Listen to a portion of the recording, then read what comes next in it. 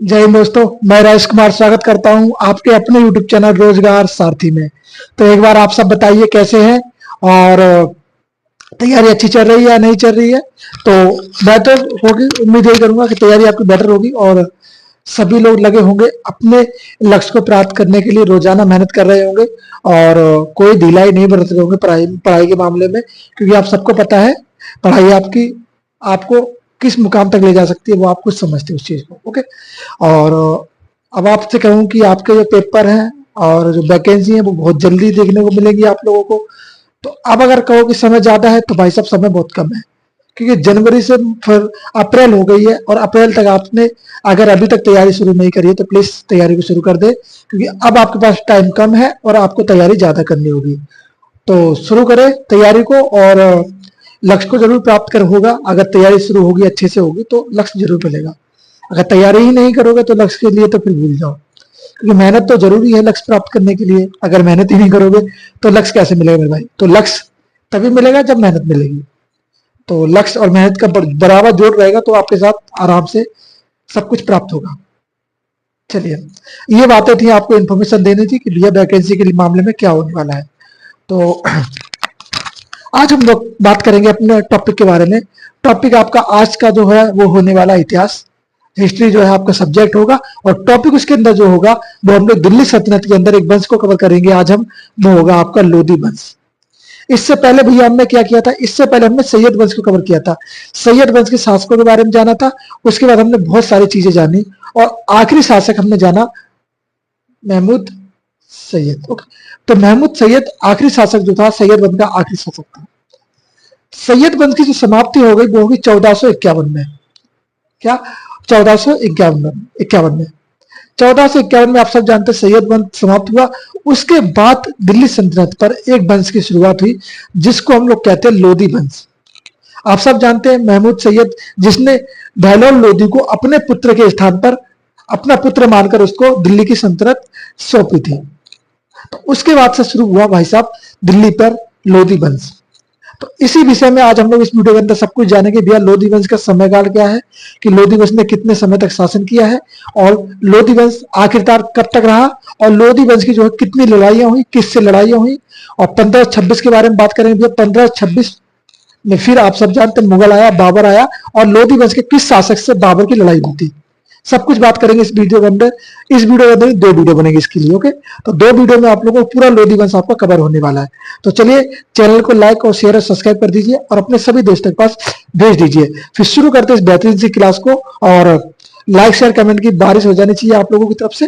बाकी आप कुछ समझदार है, आप नोटबुक आप साथ में लेके बैठिए और अपने पेन साथ में लेके बैठिए।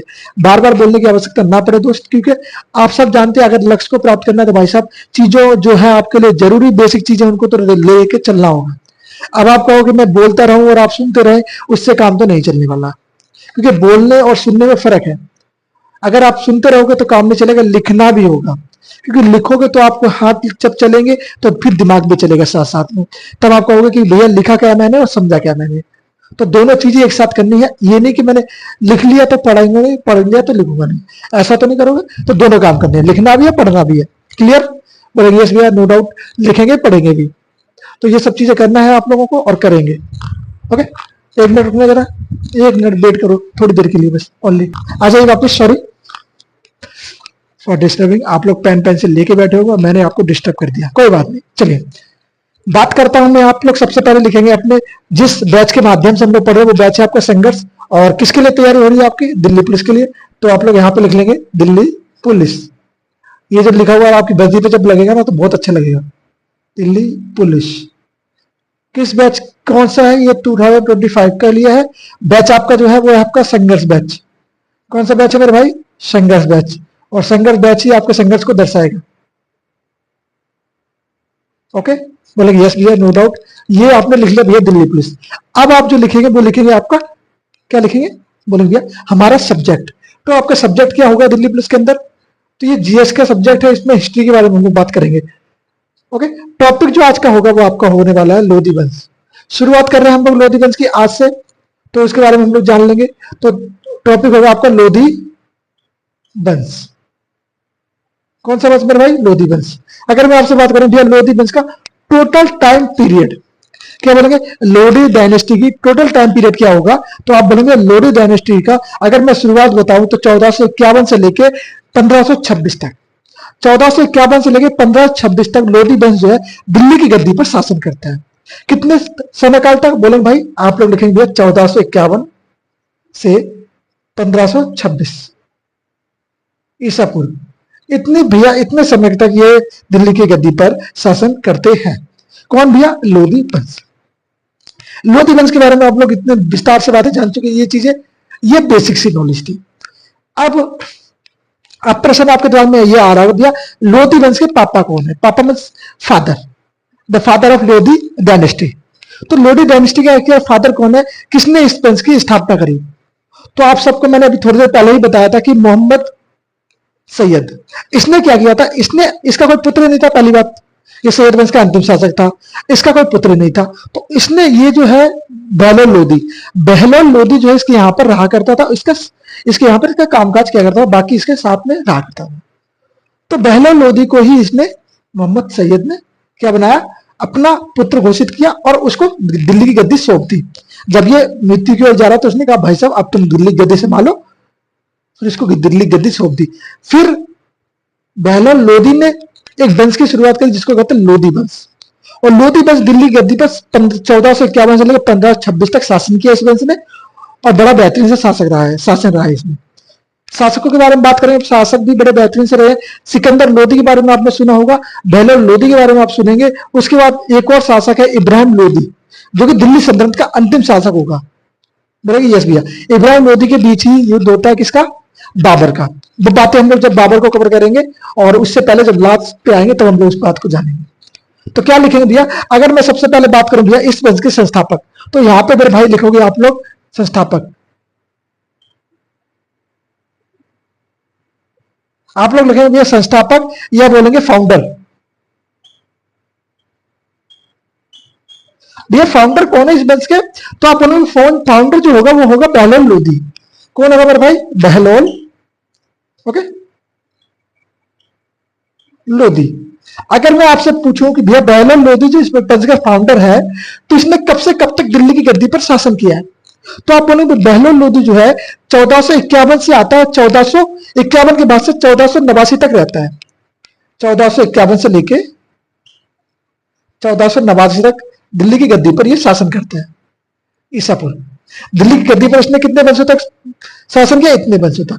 अब सबसे महत्वपूर्ण बात है और सुनो आप लोग, ये जो लोधी वंश है ना, ये लोधी वंश, ये दिल्ली की गद्दी पर एक ऐसा वंश था, प्रथम अफगानी वंश था। कैसा, एक ऐसा वंश जो कि अफगान से आया था। अफगानी ये कौन था, बहलोल लोधी कौन था, अफगानी था। तो आप कहेंगे भैया दिल्ली की गद्दी पर ऐसा प्रथम वंश जो कि अफगानी वंश कहलाया। तो आप ये कह सकते हैं कि दिल्ली की गद्दी पर प्रथम अफगानी वंश जो था वो लोधी वंश है। क्लियर, बोलेंगे यस भैया, लोधी वंश जो है प्रथम अफगानी वंश भी है दिल्ली की गद्दी पर। क्लियर, बोलेंगे यस भैया।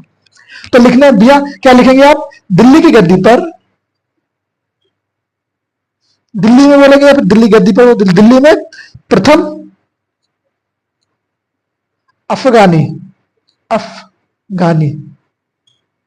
वंश, अफगानी वंश बोलेंगे या फिर बोलेंगे राज्य का स्थापना, बोलेंगे अफगानी वंश बोलेंगे या फिर बोलेंगे राज्य की स्थापना, अफगानी राज्य की स्थापना, या बोलेंगे वंश। जैसा आपके पेपर पूछा जाए वैसे अपने हिसाब को बदल लो। ओके, तो अफगानी वंश, दिल्ली में प्रथम अफगानी वंश, दिल्ली में प्रथम अफगानी राज्य की स्थापना किसने करी भाई साहब, बहलोल लोधी ने ही करी। ओके, स्थापक अफगानी राज्य का स्थापक। ओके, क्लियर रहता है, बोलेंगे यस भैया, स्थापक क्लियर हो गया। अब मैं आपसे एक दो प्रश्न पूछूं भैया, अगर मैं आपसे कहूं भैया बहलोल लोधी की उपाधि, क्या आप मुझे बता सकते हैं बहलोल लोधी की उपाधि क्या थी, बता सकते हैं भाई साहब मुझे कि भैया बहलोल लोधी की उपाधि क्या थी?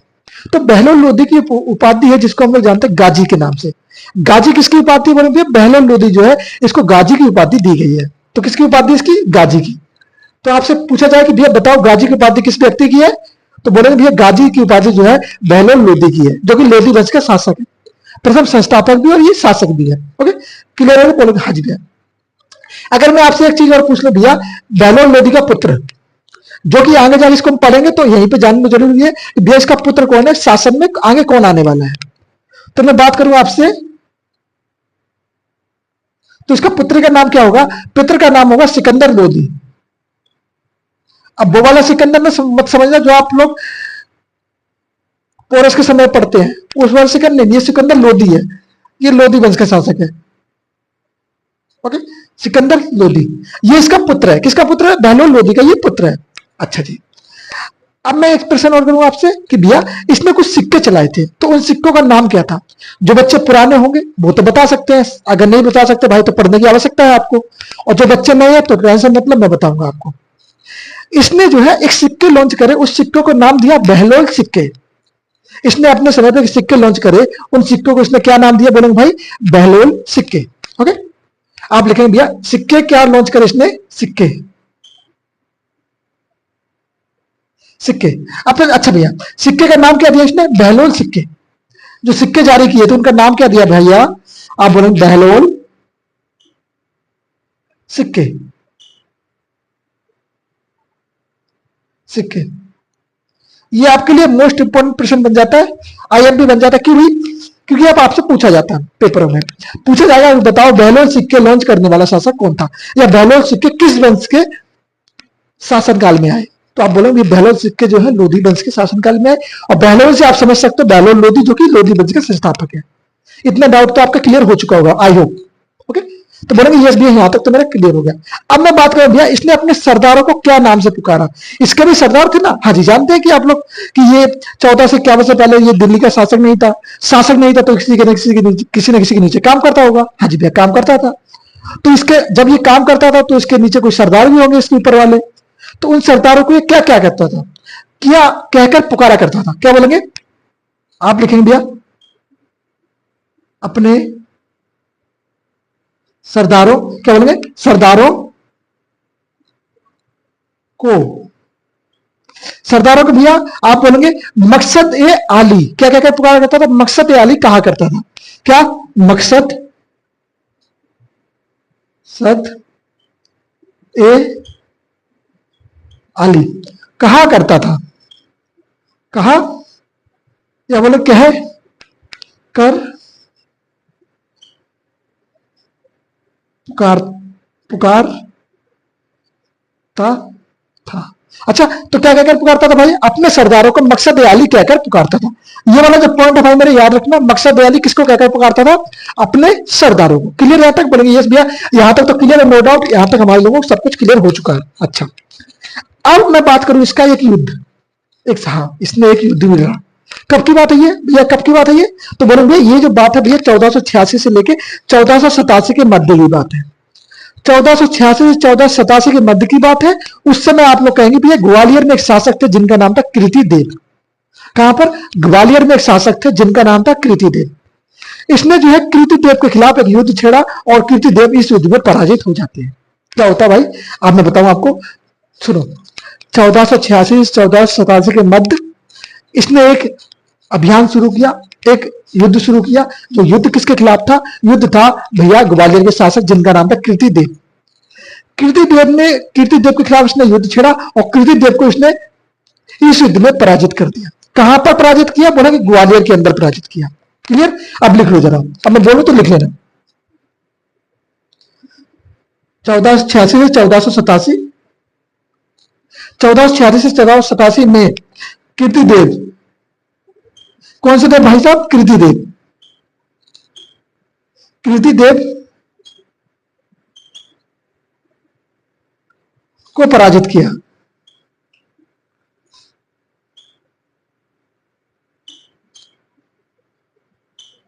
अच्छा जी, कृतिदेव को पराजित किया तो कहां किया ये, आप बोलेंगे भैया ग्वालियर में किया। कहां किया मेरे भाई, आप बोलेंगे भैया ग्वालियर में किया। कहां पर, ग्वालियर में। ओके, तो ग्वालियर में क्या किया इसने, कृतिदेव को पराजित किया। तो ये थी बात, इतनी बेसिक सी नॉलेज जो कि किसके बारे में थी, बहलोल लोधी के बारे में थी। अब मैं आपको बताऊं कि आपको नॉलेज जो है याद क्या रखना है। सुनो, याद रखना पहला इसका नाम कि भैया इस वंश के संस्थापक कौन है। दूसरी बात इसका समयकाल, समयकाल नहीं भी याद रहता कोई दिक्कत नहीं है। अच्छा, ये चीज याद रखिए कि भैया दिल्ली पर ये कैसा वंश था, ये प्रथम अफगानी वंश था। कैसा वंश था दिल्ली पर, ये प्रथम अफगानी वंश था। ये चीज जो है आपको बेसिकली याद रखनी है, ये आपके लिए बहुत जरूरी हो जाती है। ओके, तो बहुत जरूरी हो जाती है। दूसरा पॉइंट आपके लिए भैया, सिक्के। इसने कौन से सिक्के जारी किए थे, पूछा जाए आपसे, बताओ कि बहलोल लोधी ने कौन से सिक्के जारी किए। आप बोलोगे चांदी, या बोलेंगे कांच के सिक्के, या बोलेंगे बहलोल सिक्के, या आप कहेंगे भैया एक सिक्का और आता है आपके चमड़े का सिक्का। तो बताओ कौन सा सिक्का लॉन्च किया इसने, तो आप कहेंगे बहलोल लोधी ने जो है बहलोल सिक्के जारी करे। क्लियर, बोलेंगे याद रखें।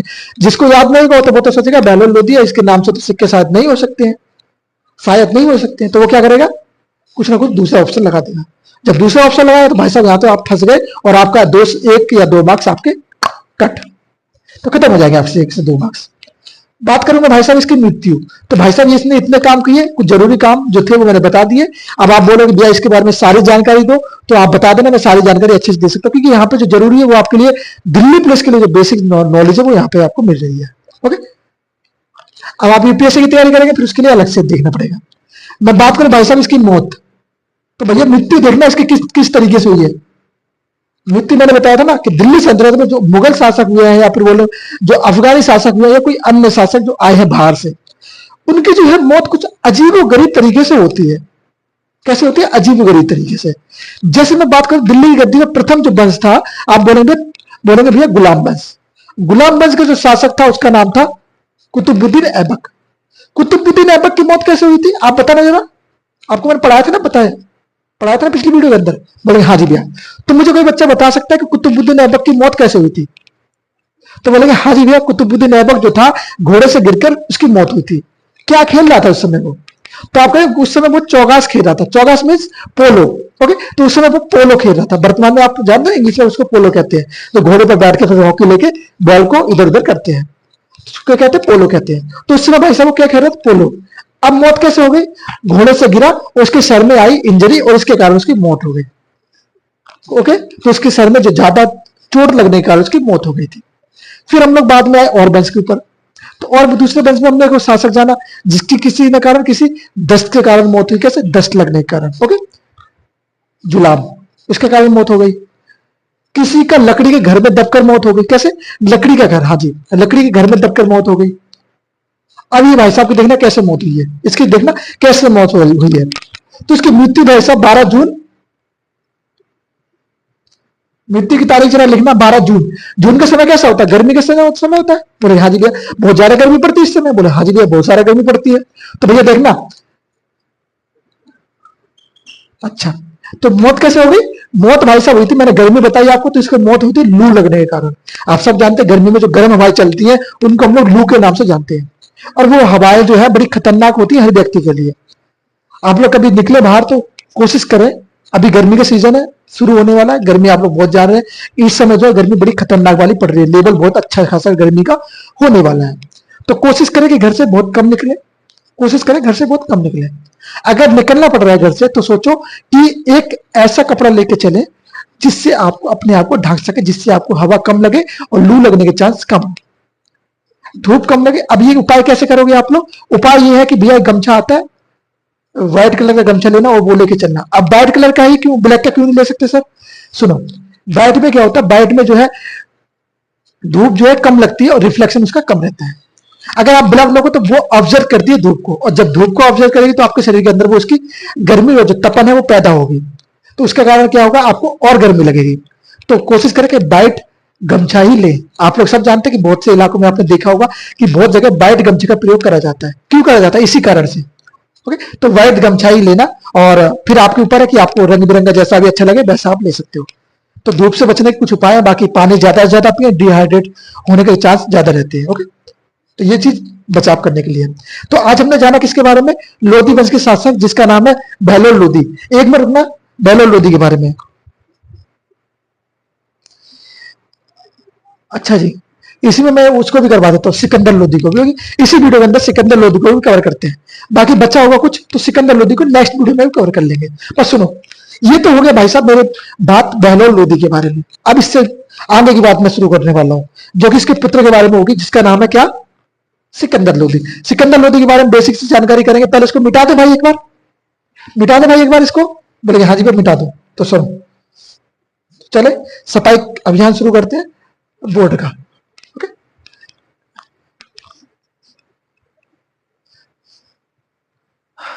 अरे है लोडी बस मैंने क्यों मिटा दिया यार।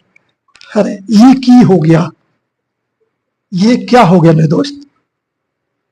कोई नहीं, जो भी हुआ अच्छा हुआ, फिर मिटा देंगे, फिर लिख लेंगे, आपको याद भी रहेगा कौन से तरीके से हम लोग कर।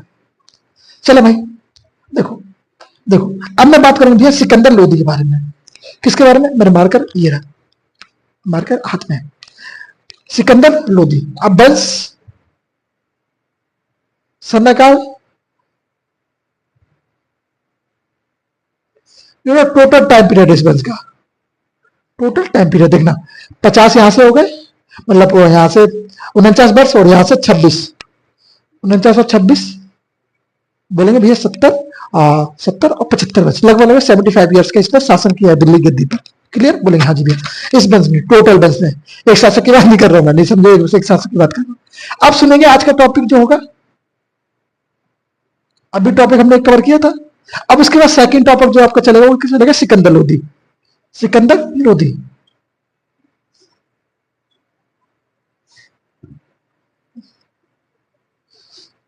क्या होगा मेरे भाई? सिकंदर लोधी। ये कौन है? कौन है ये व्यक्ति है। ओके, तो ये कौन है? ये व्यक्ति है। और व्यक्ति कौन है भाई? ये है एक शासक। किस वंश का? बोलेंगे भैया लोधी वंश का। किसका बेटा? बोलेंगे बहलोल लोधी का बेटा। अच्छा जी, इतनी चीज जान ली हमने। अब मुझे बताओ कि इसका शासनकाल, समयकाल, टाइम पीरियड ऑफ इसका शासनकाल, कब तक इसने शासन किया।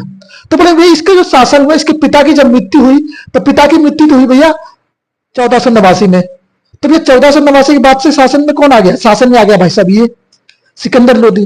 तो इसने शासन कब से कब तक किया? बोले 1517 से लेकर, सॉरी 1489 से लेकर 1517 तक। ओके, 1517।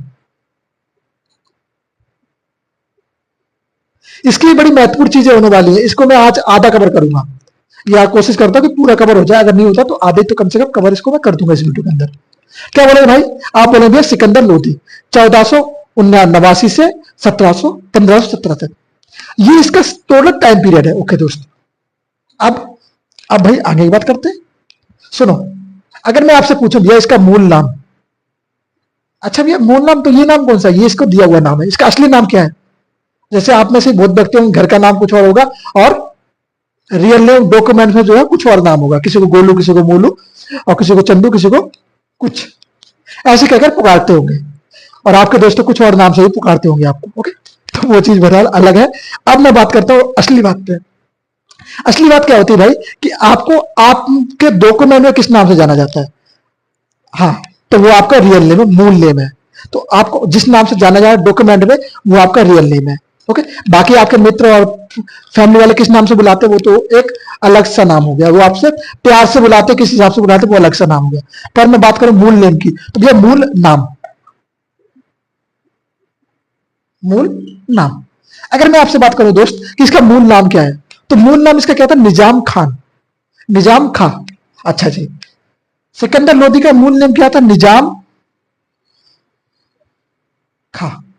अच्छा भैया, तो निजाम खां की भाई साहब बोले तो भैया इसकी जो जन्म की प्रमाण पत्र वो तो मुझे पता नहीं, पर आपको मैं बात करूं भैया इसका समय काल, तो ये भैया गद्दी पर कब बैठा है? तो इसके गद्दी पर बैठने का समय काल क्या है? यह है भैया 1489। 1489 में दिल्ली गद्दी पर यह शासन में आता है और अपने पिता के स्थान पर दिल्ली पर शासन करना शुरू करता है। जब इसके पिता की मृत्यु हुई लू लगने के कारण, मैं बताना भूल गया, शायद आपको लिखना ही भूल गया मैं वहां पे, तो लिख लेने के बाद कि लू लगने के कारण मौत हुई थी उसकी। ओके, मृत्यु जरूरी है उसकी, बहलोल लोधी की मृत्यु जरूरी है। मैं बात करूं भाई साहब इसकी उपाधि, तो उपाधि की बात करूंगा मैं दोस्त आपसे। उपाधि बहुत जरूरी हो जाती है किसी भी शासक के बारे में जानने के लिए। हाँ जी भैया, तो उपाधि बोला सिकंदर शाह। क्या बोलते? सुल्तान सिकंदर शाह। इसकी उपाधि क्या थी मेरे भाई? बोलेंगे सुल्तान सिकंदर शाह। सुल्तान, सुल्तान सिकंदर शाह। इसलिए क्या इसको बोला गया, ये सिकंदर लोदी के नाम से इसलिए इसको जाना जाता है। इसकी उपाधि, टाइटल क्या था इसका, टाइटल, अच्छा जी, टाइटल इसका क्या था भैया, सिकंदर, सुल्तान सिकंदर शाह, ये इसका टाइटल था। अच्छा जी, मैं एक चीज और जान लूं आपसे कि भैया इसकी राजधानी, राजधानी, जब ये गद्दी पर बैठा तो इसने अपनी राजधानी स्थानांतरित करी है, स्थापित करी, तो बोलेंगे हाँ जी भैया, इसने जो है अपनी राजधानी जो बनाई थी आगरा को बनाई थी। अच्छा जी, अब आगरा से संबंधित एक प्रश्न मैं आपसे पूछता हूं कि भैया आगरा की जो स्थापना कब करी गई, आगरा की जो है स्थापना कब करी गई, तो आप बोलेंगे आगरा की जो स्थापना 1504 में करी, किसने करी, सिकंदर लोदी ने करवाई, और 1506 के बाद उसने अपनी राजधानी इसको बनाया। ओके, तो राजधानी कौन सी थी इसकी, ये थी, उससे पहले दिल्ली थी, उससे पहले दिल्ली थी, आगरा। अब बात आती है भैया आगरा को इसने राजधानी बना ली। अब सबसे महत्वपूर्ण बात क्या है ना कि आगरा जो प्रथम बार राजधानी बनी, आगरा जो प्रथम बार राजधानी बनी, क्योंकि इसकी स्थापना 1504 में, उसके बाद 1506 में राजधानी बन गई, तो क्या कहेंगे आप, बोलेंगे प्रथम बार जो है राजधानी बनी। प्रथम सुल्तान, ये कौन सा था शासक, ये था प्रथम सुल्तान, जिसने आगरा को राजधानी, दिल्ली को ना बनाकर आगरा को राजधानी बनाया। प्रथम सुल्तान, सुल्तान जिसने जिसने आगरा को, आगरा को अपनी राजधानी, राजधानी, राजधानी क्या, राजधानी बनाया, बनाया था, प्रथम शासक था जिसने आगरा को अपनी राजधानी बनाया। अच्छा जी दोस्त, जैसे मैंने अभी आपको बताया थोड़ी देर पहले कि आगरा की स्थापना, तो स्थापना लिखेंगे जरा दोस्त, स्थापना, स्थापना कब थी, 1504 में इसकी स्थापना हुई थी आगरा की। ओके, और राजधानी कब बनी है, तो राजधानी जो बनी, राजधानी जो बनी वो 1506 में बनी, 1506 में, स्थापना 1504 में, राजधानी 1506 में। ओके, क्लियर रहेगा, बोले भैया हाँ जी भैया, यहां तक तो क्लियर रहेगा। तो राजधानी के बारे में बेसिक सी जानकारी हमने ले ली, हाँ जी भैया। अब एक चीज बात करते हैं इसके बारे में कि भैया ये जो शासक था, इसने जो है कुछ भूमि मापन की प्रक्रिया बनाई थी, भैया भूमि कैसे मापी जाएगी, तो इसने एक यंत्र बनाया था जिसको कहते हैं भूमि मापन यंत्र। ओके, तो क्या बनाया इसने, भूमि मापन यंत्र। तो जरा देखना सामने, यहाँ पे मैं आपसे बोलने वाला हूं कि भूमि मापन, यहां पे लिखो भूमि मापन यंत्र। भूमि मापन के लिए वो बनाया था इसने, क्या बनाया था, बोलेंगे एक प्रमाणित पैमाना बनाया, सॉरी यंत्र नहीं पैमाना बोलेंगे, एक प्रमाणित पैमाना, मापन प्रमाणित, प्रमाणित पैमाना, पैमाना, माना। अच्छा जी, इस पैमाने को इसने क्या नाम दिया, तो बोलेंगे गज ए सिकंदरी। क्या नाम दिया इस पैमाने को, इसने कहा गज ए सिकंदरी, तो इस पैमाने का नाम था गज ए सिकंदरी। तो आपसे पूछा जा सकता है कि भैया बताओ, बताओ भूमि मापन जो कि सिकंदर लोदी ने, उसका नाम क्या था, तो गज ए सिकंदरी उसका नाम था। यह देखो सुनो, इसका नाम दे देगा, बोलेगा कि भूमि मापन पैमाना जो है, एक पैमाना बनाया सिकंदर लोदी ने, उस पैमाने का नाम क्या था, तो बोलेंगे गज ए सिकंदरी जो है इस पैमाने का नाम था, गज ए सिकंदरी। ओके, अगर मैं बात करूं कितना लंबा था ये, तो 30 इंच का था, कितने, 30 इंच का, 30 इंच, 30 इंच, कितने इंच का भैया, 30 इंच का था ये, 30 इंच का ये भूमि मापन प्रमाणित पैमाना था। क्लियर, मतलब यस भैया क्लियर, यहां तक तो डाउट नहीं होना चाहिए मेरे भाई, क्योंकि यहां तक अगर डाउट रहेगा तो भाई साहब फिर आपको थोड़ी और पढ़ने की आवश्यकता, थोड़ा और समझने की आपको आवश्यकता है। अच्छा जी, मैंने बात कर लिया आपसे भूमि मापन के बारे में, और क्या बोलूंगा भैया, इसने जो है अपने यहां पर जब ये शासक था तो इसने अपने लोगों के लिए मुस्लिम शिक्षक, तो मुस्लिम शिक्षा में इसने सुधार किया। ये कहां से आया था, अफगान से आया था, अफगानी शासक था। ओके, तो इसने क्या किया, इसने अपने यहां पर क्या किया, मुस्लिम जो शिक्षा थी उसमें सुधार करवाए। ओके, तो इसने शिक्षक भी बुलाए, बाहर से लोग भी बुलाए, बाहर से विद्वान भी बुलाए। तो सोचना, लिखना जरा, मुस्लिम, मुस्लिम शिक्षा में सुधार, क्या बोलेंगे, मुस्लिम शिक्षा में सुधार के लिए भैया विद्वानों को बाहर से बुलाया था। कौन सा विद्वान था? तो बोलेंगे तुलमा, तुलबा। ओके, सुधार के लिए तुलमाब को, तुलमाब के विद्वान, तुलमाब के नहीं, तुलमाब के विद्वान, तुलमाब के विद्वान का नाम क्या था भाई साहब? तुलमाब के विद्वान और वहां के विद्वान और कौन बोलेंगे? और भैया और कौन था? अजुजुल्लू को बुलाया। तुलमाब के विद्वान और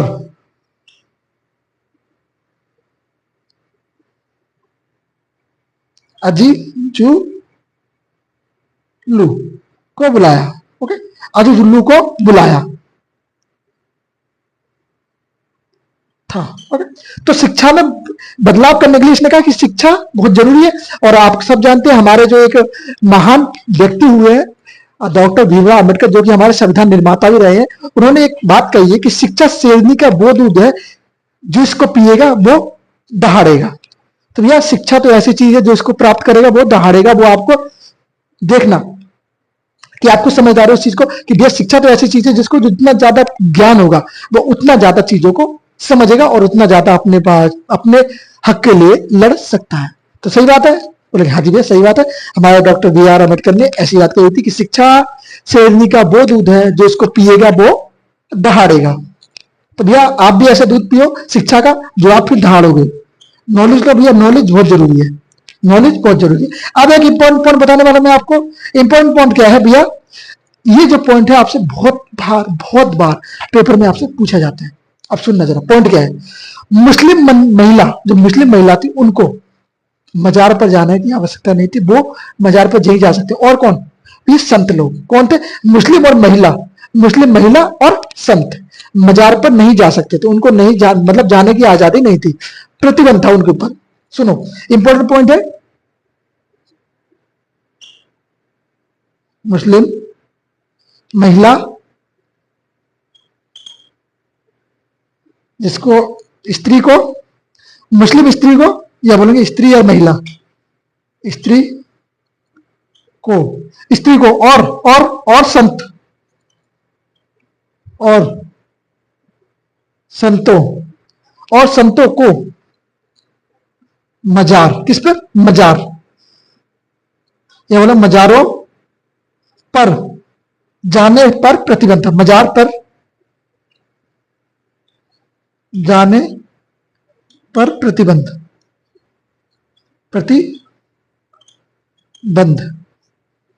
था। ओके, तो इसने क्या लगाया था मेरे भाई? सुनो, मुस्लिम महिला एवं संतों को कहा मजार पर जाने के लिए प्रतिबंध लगा रखा था। ओके, तो आप लोग, इनसे कहा गया कि आप लोग मजार पर नहीं जाओगे, अगर जाओगे तो मारे जाओगे। तो इनको मजार पर जाने के लिए पाबंदी लगा दी इसने। तो ये यहां तक हमने जान लिया भैया सिकंदर लोदी के बारे में। इसको मिटाओ और फिर इसके आगे की बात हम लोग शुरू करते हैं। तो एक बार रुकना जरा।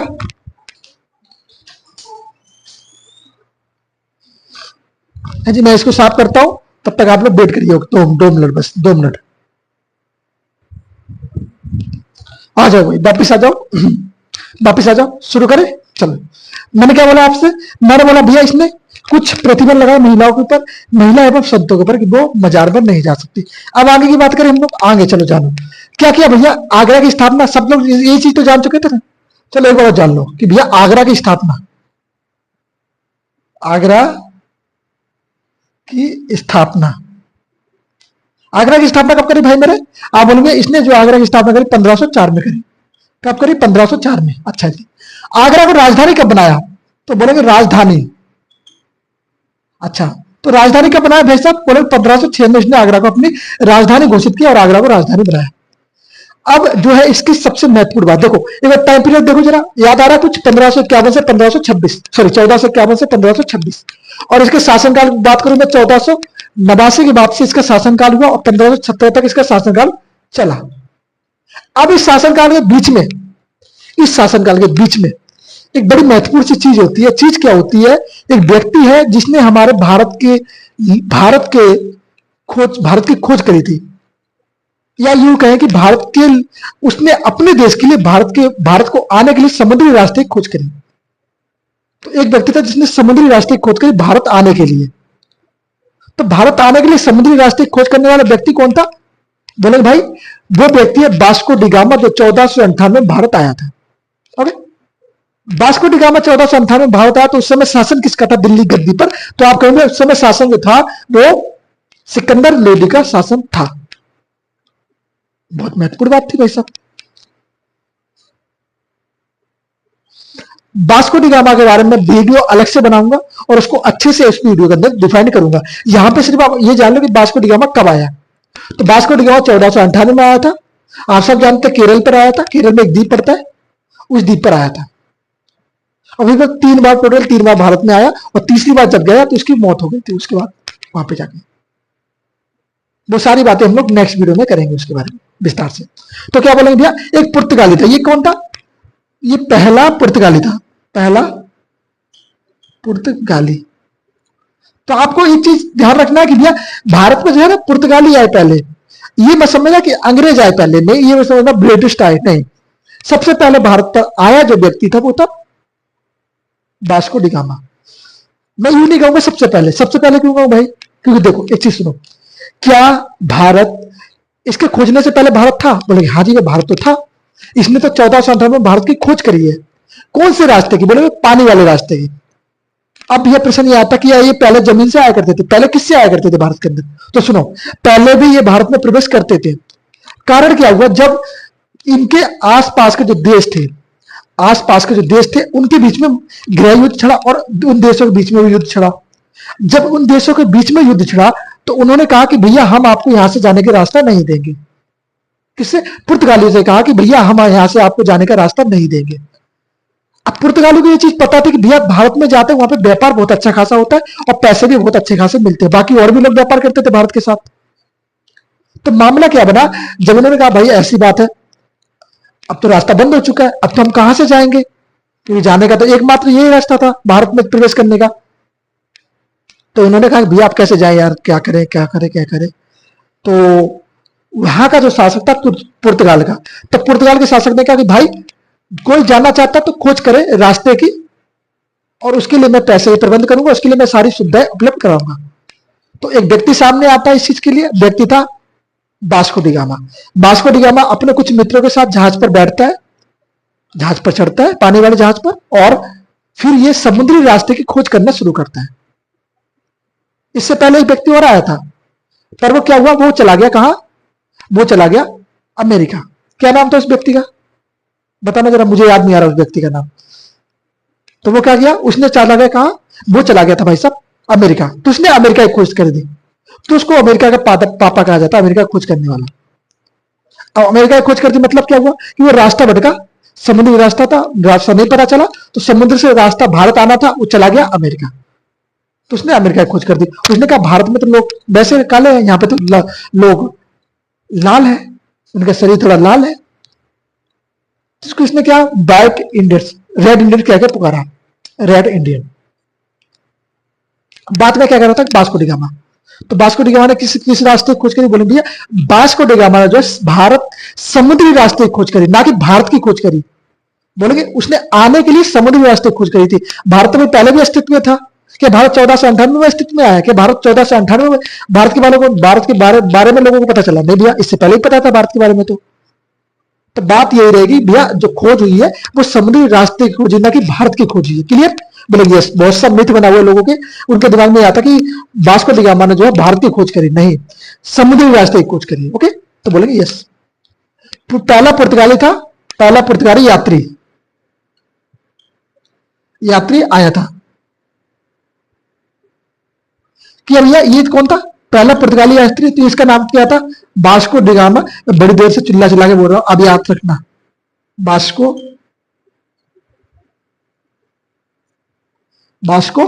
D gamma. सारे गामा पता नहीं सब अलग वाला डी गामा नहीं, वो वाला अलग है। ओके, ये वास्को डी गामा है। कब आया भाई साहब? 1498 में। ये यहाँ पे आया तो उसने मसाले वसाले खरीदे, और उस वाले एरिया से मसाले खरीदे। कहां से? नीचे वाले से। और नीचे में मसाले थोड़े सस्ते पड़ते थे, तो ये अपने मसाले यहां से लेके गया अपने यहाँ, और इसने उसको तिगने दाम पर बेचा। जितना इसका आने का खर्चा था ना, उससे 3 गुना इसने बचाया जब वो वहां पे जाकर उसको मसालों को बेचा इसने। क्योंकि यहाँ से सस्ते में ले गया था, वहां पे जाकर उसने महंगे में बेचा, और वहां पे उन लोगों के लिए वो सस्ता था। तो उसने क्या किया, प्रॉफिट बहुत अच्छा खासा कमाया। फिर उसने कहा कि और यार भारत तो फिर चलना चाहिए, तो भारत से तो हमें प्रॉफिट हो रहा, तो फिर आया भारत में समुद्री रास्ते से। ओके, तो बोलेंगे यस भैया, समुद्री रास्ते से भारत फिर आया, और कौन था ये, वास्को डी गामा। ओके, अच्छा जी, मैं बात कर रहा था सिकंदर लोदी के बारे में। सिकंदर लोदी के समय पे आया था ना, तो थोड़ी बात करना जरूरी था इस व्यक्ति के बारे में। अब मैं बात करूं भैया, एक आप लोग सुंदर मुस्लिम त्योहार होता था, होता है कौन सा, मुहर्रम।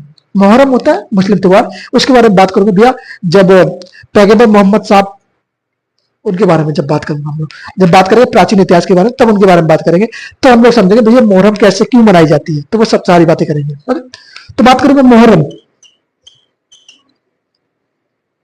मुहर्रम, मुहर्रम पर इसने क्या किया भैया, प्रतिबंध लगा दिया, पूर्ण प्रतिबंध लगा दिया। मुहर्रम पर तो ताजिया निकलता है, तो क्या किया, मुहर्रम पर ताजिया पर प्रतिबंध लगाया, ताजिया बंद किया, बोला मुहर्रम पर कोई ताजिया नहीं निकालेगा। प्रतिबंध, प्रतिबंध किया। ओके, मुहर्रम पर ताजिया प्रतिबंध, बोला बंद, अब कोई आज से ताजिया नहीं निकालेगा मुहर्रम पर। तो इसने उस समय प्रतिबंध लगा दिया था इसके ऊपर। अच्छा जी, अब प्रतिबंध लगा दिया तो इसने कुछ इसकी कविताओं के बारे में बात कर लेते हैं हम लोग, कुछ महत्वपूर्ण कविता है। अच्छा भैया शायर था क्या ये, हाँ जी शायर था, कुछ कविताएं लिखा करता था। तो कुछ कविताएं बात करें इसकी भैया, तो सुन कविताएं।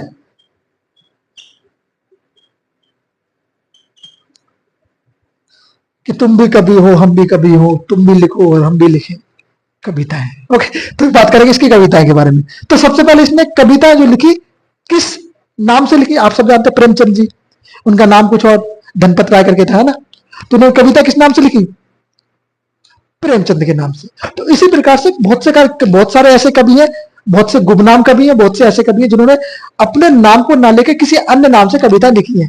ओके, तो इसकी कविता का नाम शीर्षक क्या होता था भैया, इसका एक कविता थी गुल रुखी। गुल रुखी शीर्षक नाम से इसने कविता लिखी, गुल रुखी, गुल रुखी, गुल रुखी शीर्षक था इसकी कविता का।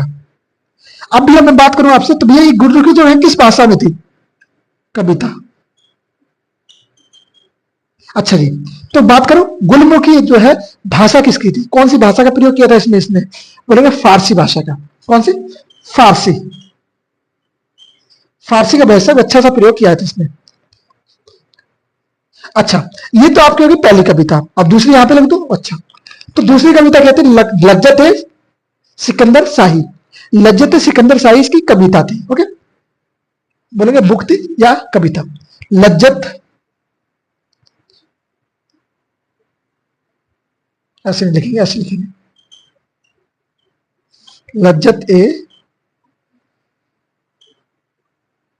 सिकंदर शाही। क्या थी मेरे भाई, लज्जत सिकंदर शाही, ये क्या थी, बुक थी। अच्छा जी, क्या थी ये मेरे भाई, ये बुक थी या बोले ग्रंथ था, बुक थी या ग्रंथ था। ओके, ग्रंथ। लज्जत सिकंदर शाही, इसको याद रखना, इसको याद रखना। तीसरे नंबर पे, तीसरे नंबर बात करूं भैया, संस्कृत के कुछ आयुर्वेद जो थे ना, इसने अपनी भाषा में इसको अनुवादित करवाया, ट्रांसलेट करवाया। कैसे, अपनी भाषा में इसने ट्रांसलेट करवाया, उनको लिखा। तो सब जानते हैं, बहुत सी जो हमारी जो ग्रंथ है, बहुत सी जो पुस्तकें हैं और उनको महाग्रंथ है, उनको उन लोगों ने अपनी अपनी भाषा में परिवर्तित कराया। क्यों, क्योंकि उसको समझना था उनको कि भैया आखिरकार इस भाषा में है क्या, आखिरकार इस पुस्तक के अंदर है क्या। तो इसलिए बहुत से मुस्लिम शासक हुए, बहुत से विदेशी शासक हुए, उन्होंने हमारे जो ग्रंथित है और उनको क्या किया, अपनी लैंग्वेज में परिवर्तित करवाया। तो बोले भैया संस्कृत, आयुर्वेद, आयुर्वेदा, आयुर्वेद ग्रंथ, ग्रंथ का फारसी किस भाषा में भाई साहब, इनकी भाषा थी फारसी में। फारसी में क्या करवाया, फारसी में अनुवादित करवाया। अनुवाद, अनुवाद बोलेंगे, अनुवाद जो करवाया तो किस नाम से इसने बोला, अपने ग्रंथ को। तो ग्रंथ को जो अनुवाद किया तो उसका नाम रखा गया भैया फर, बोलेंगे फर हेग, फर हेग नाम से, फर हेग नाम से। अच्छा जी, फरेग नाम से क्या किया इसने अनुवादित करवाया। अच्छा जी, ये तो थी भैया सिकंदर लोदी के बारे में विस्तार से बेसिक सी नॉलेज। बेसिक सी नहीं बोलेंगे, बहुत सारी नॉलेज थी। ओके, तो क्या जरूरी याद रखना वो चीज जान लो। पहली इसकी राजधानी और आगरा की स्थापना। भैया आगरा की स्थापना किसने करवाई, मैं पूछूं आपसे, मैं पूछता हूं आपसे कि बताओ आगरा की स्थापना किसने करवाई। बहुत देर से मैं ये गला जो फट गया है मेरा चिल्ला चिल्ला के कि भैया आगरा की स्थापना इसने करवाई, इसने करवाई, कब करवाई, और आपके सामने भी लिखा है फिर भी नहीं बता पा रहे। बोले 1504 में किसने, सिकंदर लोदी ने। राजधानी कब बनाया, 1506 में किसने, सिकंदर लोदी ने। प्रथम कैसा वंश था ये, अफगानी वंश था। प्रथम कैसा था, अफगानी वंश था। कहां पर, दिल्ली की गद्दी पर प्रथम अफगानी वंश। क्लियर बोलेंगे यस भैया, प्रथम अफगानी वंश जो दिल्ली की गद्दी पर ये था। अच्छा जी, भाई साहब में इतने सारे काम करने के बाद क्या हुआ, एक समय आता है जब व्यक्ति की मौत होती है। तो एक समय वो भी आया जब इसकी मृत्यु हुई। मृत्यु की तारीख देखना जरा, मृत्यु की जो तारीख थी, इसकी मृत्यु जो हुई, मृत्यु जब हुई तो 21 नवंबर तारीख थी, 21 नवंबर